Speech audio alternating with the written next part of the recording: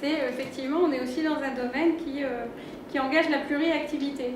Et donc ça veut dire qu'on travaille avec plusieurs statuts potentiellement et dans des cadres, encore une fois, juridiques et législatifs qui sont multiples et pas toujours étanches. C'est ambivalent. Il y a le statut de la maison des artistes et d'une société de portage également. Ou une structure qui s'occuperait de la gestion comptable de toute une diversité. Oui, mais la question qui se pose du coup, c'est qu'effectivement, selon la nature de l'activité, on n'est pas supposé être chargé de la même manière quand on perçoit. Bonjour à tous, je vais être synthétique, comme ça vous allez m'aimer. Ouais, surtout en fin de journée. Je m'appelle Stéphania Meazza, je travaille au BBB Centre d'Art. Je suis coordinatrice de formation et j'ai été co-animatrice de l'atelier formé avec Christelle Kistetter, qui est directrice de l'école des beaux-arts de Nîmes. Donc je voulais remercier les participants à notre atelier. Ça a été un atelier d'échange, de discussion, donc beaucoup de coopération. Et on a pu aussi bénéficier de la diversité des personnes qui ont participé à l'atelier. C'est-à-dire qu'on avait des artistes, on avait des acteurs culturels et on avait aussi des représentants des collectivités territoriales.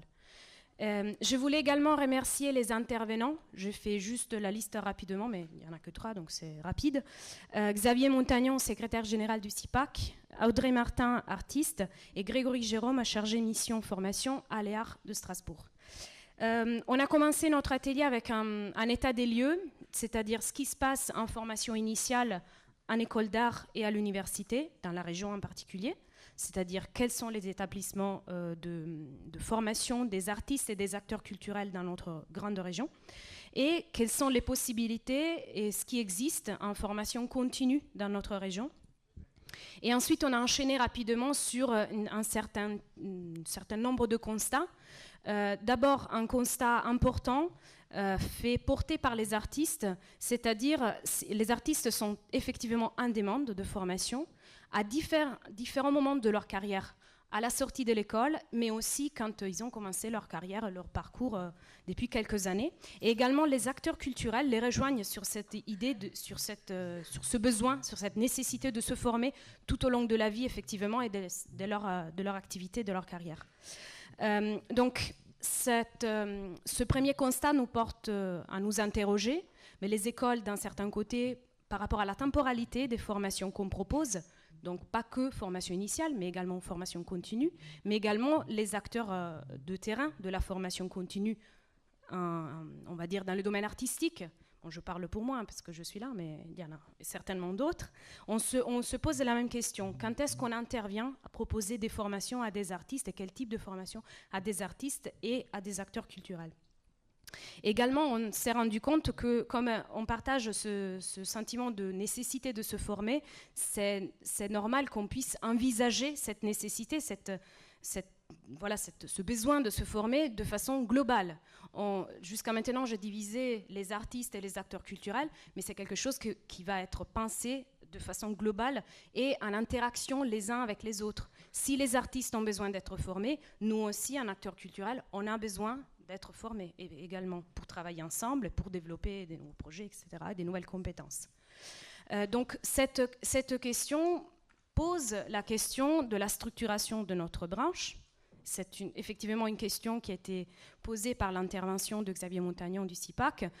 On n'a pas une branche professionnelle, c'est-à-dire que c'est une question d'extrême actualité. Et ce questionnement autour de la branche, qui n'existe pas, porte aussi à se poser des questions au niveau des financements de ces formations, des priorités, des attentes des financeurs qui sont parfois pas très adaptées à nos besoins, aux besoins des artistes et des acteurs culturels. On s'est posé aussi la question, qui prend en charge ces formations ? Et on s'est dit qu'on a la mission, on va dire, c'est-à-dire les structures du milieu artistique et culturel ont la mission, effectivement, d'intervenir et de pouvoir structurer, donc intervenir, donc s'impliquer dans ces formations pour porter un degré de structuration majeur. Et on a terminé donc notre atelier. Comme je vous disais, je suis synthétique, donc certainement j'ai laissé de côté plein de choses, mais bon, quand on choisit, on laisse de côté des choses, forcément.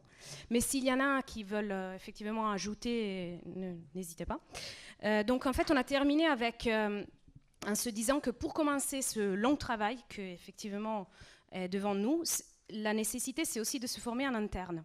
On est un réseau, on a la chance d'être un réseau, et qu'est-ce que ça veut dire? On peut se former à l'intérieur de notre réseau. On a des compétences qu'on peut partager, on a des expériences qu'on peut partager, on peut partager des bonnes pratiques.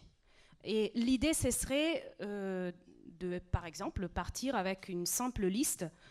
Moi, je connais ça, je connais le statut d'artiste-auteur, par exemple, et je peux donner des informations autour de ça. Et si vous avez des questions, je ne sais pas, à Montpellier, à Nîmes, vous me téléphonez, je peux vous répondre. Donc c'est une petite proposition très concrète, parce qu'on aime bien être pragmatique aussi, mais qui peut effectivement être développée un peu plus selon aussi les besoins des autres acteurs du réseau. Merci pour votre écoute.